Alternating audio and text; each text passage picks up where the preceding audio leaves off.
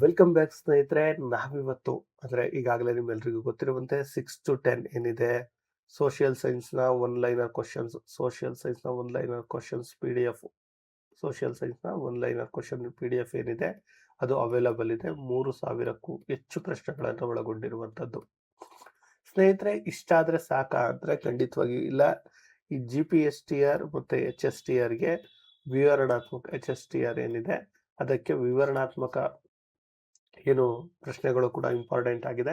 ನಾವು ಇಲ್ಲಿ ಟೀಚರ್ಸನ್ನು ಟಾರ್ಗೆಟ್ ಮಾಡಿದ್ದು, ಟೀಚರ್ಸ್ ನೇಮಕಾತಿಯನ್ನು ಟಾರ್ಗೆಟ್ ಮಾಡಿರೋದ್ರಿಂದ ವಿವರಣಾತ್ಮಕ ಕ್ವಶನ್ಸ್ಗಳು ಬೇಕಾಗಿರೋದ್ರಿಂದ ನಾವು ಇವತ್ತಿಂದ 7ರಿಂದ 10ನೇ ತರಗತಿವರೆಗಿನ ಎಲ್ಲ ವಿವರಣಾತ್ಮಕ ಪ್ರಶ್ನೆಗಳ ಆನ್ಸರನ್ನು ಕೊಡ್ತೀವಿ. ಸೊ ಇದು ಮೊದಲ ಕ್ಲಾಸ್. ಅದಕ್ಕಿಂತ ಮುಂಚಿತವಾಗಿ ನೀವು ಯಾರಾದರೂ ಕೂಡ ಇನ್ನೂ ನಮ್ಮ ಚಾನಲನ್ನು ಸಬ್ಸ್ಕ್ರೈಬ್ ಆಗಿಲ್ಲ ಅಂದರೆ ಈ ಕೂಡಲೇ ಸಬ್ಸ್ಕ್ರೈಬ್ ಆಗಿ ಅಂತ ಹೇಳ್ತಾ ಶುರು ಮಾಡೋಣ. ಅಧ್ಯಾಯ 1, ಜಗತ್ತಿನ ಪ್ರಮುಖ ಘಟನೆಗಳು. 7ನೇ ತರಗತಿ. ಇದು ಎಷ್ಟನೇ ತರಗತಿದು ಅಂದರೆ 7ನೇ ತರಗತಿಯದ್ದು. ಓಕೆ, ಇದು ಭಾಷಾಭ್ಯಾಸದಲ್ಲಿರುವಂಥದ್ದು. ಖಾಲಿ ಬಿಟ್ಟ ಸ್ಥಳಗಳನ್ನ ಸೂಕ್ತ ಪದಗಳಿಂದ ಭರ್ತಿ ಮಾಡಿ ಅಂತಿದೆ. ಕ್ರೈಸ್ತರ ಪವಿತ್ರ ಗ್ರಂಥ ಯಾವುದು ಅಂದರೆ ಬೈಬಲ್. ಮೊಹಮ್ಮದ್ ಪೈಗಂಬರ್ ಜನಿಸಿದ ಸ್ಥಳ ಬಂದು ಮೆಕ್ಕ. ಕುಂಬ್ಲಾಯ್ ಖಾನ್ ಯಾರ ಮೊಮ್ಮಗ ಅಂದರೆ ಚೆಂಗಿಸ್ ಖಾನನ ಮೊಮ್ಮಗ. ಟರ್ಕರ ಮೂಲ ಯಾವುದು ಅಂದರೆ ಮಧ್ಯ ಏಷ್ಯಾ. ಇವು ಇಲ್ಲಿ ಕೊಟ್ಟಿರುವಂಥದ್ದು. ಇನ್ನು ಇಲ್ಲಿ 2-3 ವಾಕ್ಯಗಳಲ್ಲಿ ಉತ್ತರಿಸಿ ಅಂತಿರುವಂಥದ್ದು ಅಥವಾ ಗುಂಪಿನಲ್ಲಿ ಚರ್ಚಿಸಿ ಅಂತಿದೆ. ಯೇಸು ಕ್ರಿಸ್ತ ಎಲ್ಲಿ ಜನಿಸಿದರು ಅಂದರೆ ಅವರ ತಾಯಿ ಯಾರು? ಯೇಸು ಕ್ರಿಸ್ತನು ಬೆತ್ಲೆಹೇಮ್ ಇಸ್ರೇಲ್ನಲ್ಲಿ ಜನಿಸಿದ್ರು. ಅವರ ತಾಯಿ ಬಂದು ಮೇರಿ ಅಂದರೆ ಮರಿಯಮ್ಮ ಅಂತ ಕೂಡ ಕರೀತಾರೆ ಅವರನ್ನ. ಯೇಸು ಕ್ರಿಸ್ತರ ಮುಖ್ಯ ಬೋಧನೆಗಳು ಯಾವುವು ಅಂದರೆ ನಾವೆಲ್ಲ ದೇವರ ಮಕ್ಕಳು, ನಾವೆಲ್ಲ ಸಹೋದರರು ಎಂದು ಯೇಸು ಸಾರಿದ್ರು. ಪಾಪಗಳನ್ನ ಮಾಡದೆ ಶುದ್ಧ ಜೀವನ ನಡೆಸಬೇಕಂತ ಬೋಧಿಸಿದ್ರು. ನಿಮ್ಮ ನೆರೆಯವರನ್ನ ನಿಮ್ಮಂತೆಯೇ ಪ್ರೀತಿಸಿ. ಮಾನವನ ಸೇವೆಯೇ ದೇವರ ಸೇವೆ. ಬಡವರು ಹಾಗೂ ನಿರ್ಗತಿಕರಿಗೆ ಸಹಾಯ ಮಾಡಿ. ನೋಡಿ, ಯೇಸುವಿನ 5 ಬೋಧನೆಗಳು. ಅವ್ರು ಕೇಳೋದು ಎಷ್ಟು ಮಾರ್ಕ್ಸ್? 1 ಕೇಳಿ, 2 ಕೇಳಿ, 3 ಕೇಳಿ, 4 ಕೇಳಿ, ಇಷ್ಟು ಆನ್ಸರ್ ಮಾಡಿದ್ರೆ ಸಾಕು. ನಾವೆಲ್ಲ ದೇವರ ಮಕ್ಕಳು, ಸಹೋದರರು ಎಂದು ಯೇಸು ಸಾರಿದರು. 1ನೇದು. 2ನೇದು, ಪಾಪಗಳನ್ನು ಮಾಡದೆ ಶುದ್ಧ ಜೀವನವನ್ನು ನಡೆಸಬೇಕು ಎನ್ನುವಂಥದ್ದು. 3ನೇದು, ನಿಮ್ಮ ನೆರೆಯವರನ್ನ ನಿಮ್ಮಂತೆಯೇ ಪ್ರೀತಿಸಿ. 4ನೇದು, ಮಾನವನ ಸೇವೆಯೇ ದೇವರ ಸೇವೆ. 5 ಬಂದು ಬಡವರು ಮತ್ತು ನಿರ್ಗತಿಕರಿಗೆ ಸಹಾಯವನ್ನು ಮಾಡಬೇಕು. ಮುಂದಿನ ಪ್ರಶ್ನೆ, ಕ್ರೂಸೈಡ್ ಯುದ್ಧಗಳಿಗೆ ಮುಖ್ಯ ಕಾರಣ ಏನಂದ್ರೆ ಜೆರುಸಲೇಂನ ಪವಿತ್ರ ಸ್ಥಳಗಳ ಮೇಲಿನ ಅಧಿಕಾರಕ್ಕೆ ಕ್ರೈಸ್ತರು ಮತ್ತು ಮುಸ್ಲಿಮರ ನಡುವೆ ನಡೆದ ಸಂಘರ್ಷವೇ ಕ್ರೂಸೈಡ್. ಅದು ಯಾವ್ದಪ್ಪ ಪವಿತ್ರ ಅಂದ್ರೆ ಜೆರುಸಲೇಂ ಅದಕ್ಕೆ ನಡೆದಂತ ಯುದ್ಧ. ಓಕೆ, ಮಹಮ್ಮದ್ ಪ್ರವಾದಿ ಮೊಹಮ್ಮದರ ಮುಖ್ಯ ಬೋಧನೆಗಳು ಯಾವುವು ಅಂದ್ರೆ ಒಬ್ಬನೇ ದೇವರು, ಅದು ಅಲ್ಲ ಎಂಬ ನಂಬಿಕೆ. ದೇವರು ಸಮಾನರು, ಎಲ್ಲರೂ ಸಮಾನರು, ದಾನ ಧರ್ಮ ಮಾಡಬೇಕು, ಸತ್ಯ ನ್ಯಾಯದ ಮಾರ್ಗದಲ್ಲಿ ನಡೆಯಬೇಕು, ಸಹೋದರತ್ವ ಮತ್ತು ಶಾಂತಿಯತೆಯನ್ನ ಪಾಲಿಸಬೇಕು ಎನ್ನುವಂಥದ್ದು ಮೊಹಮ್ಮದರ ಒಂದು ಮುಖ್ಯ ಬೋಧನೆಗಳು. ನೆನಪಲ್ಲಿಟ್ಕೊಳ್ಳಿ, ಇವರವು ಕೂಡ 5 ನೆನಪಲ್ಲಿಟ್ಕೊಳ್ಳಿ. ದೇವರು ಒಬ್ಬನೇ, ಎಲ್ಲರೂ ಸಮಾನರು, ದಾನ ಧರ್ಮ ಮಾಡಬೇಕು, ಸತ್ಯ ಮತ್ತು ನ್ಯಾಯದ ಮಾರ್ಗದಲ್ಲಿ ನಡೆಯಬೇಕು, ಸಹೋದರತ್ವ ಶಾಂತಿಯತೆಯನ್ನು ಪಾಲಿಸಬೇಕು.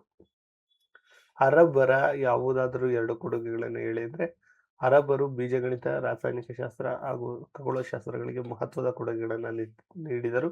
ಅದರಲ್ಲಿ ಮುಖ್ಯವಾಗಿ 0 ಅಂದ್ರೆ 0ಯನ್ನು ಕಂಡು ಹಿಡಿದಿದ್ದು, ಇದು ಪಾಶ್ಚಾತ್ಯರಿಗೆ ತಲುಪಿಸಿದ್ದು ಇದು ಪ್ರಮುಖ ಕೊಡುಗೆ.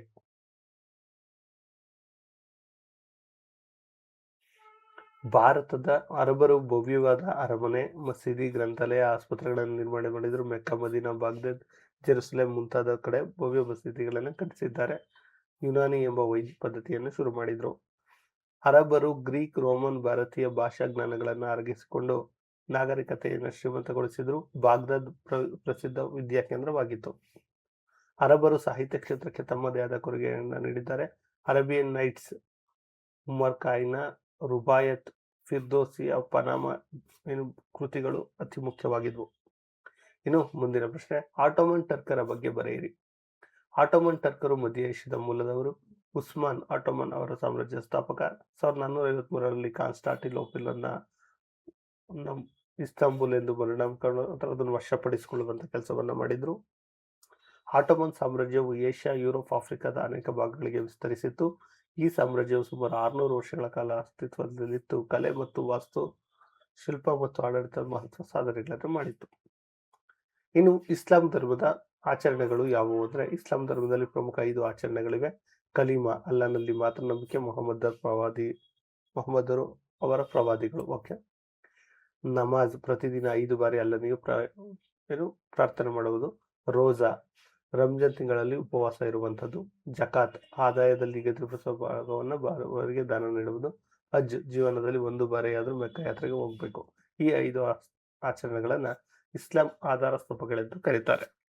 ಸ್ನೇಹಿತರೆ, ಇದು ಒಂದು chapter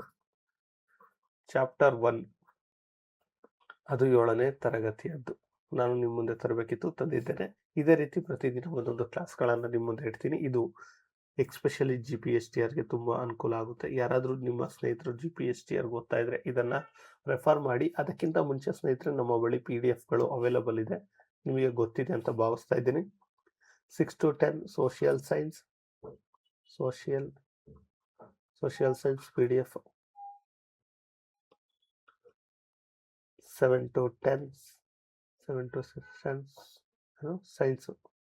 science PDF, Kannada PDF, computer PDF, ಇನ್ಯಾವುದು ಸೈಕಾಲಜಿ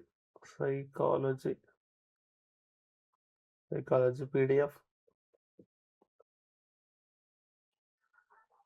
EVS PDF ಲಭ್ಯವಿದೆ. Each subject 149 rupees. ನೀವು ಈ ನಂಬರ್ಗೆ 9945005138ಗೆ 149 rupees ಪೇ ಮಾಡಿ ನೀವು ಇದನ್ನು ಪಡ್ಕೊಳ್ಬಹುದು. ಇದರೊಳಗಡೆ ಯಾವುದು ನಿಮಗೆ ಬೇಕು PDF ಅದನ್ನು ನೀವು ಪಡ್ಕೋಬಹುದು ಅಂತ ಹೇಳ್ತಾ ಈ ವಿಡಿಯೋನ ಇಲ್ಲಿಗೆ ಎಂಡ್ ಮಾಡ್ತಿದ್ದೇನೆ. ಧನ್ಯವಾದಗಳು. ಜೈ ಕರ್ನಾಟಕ.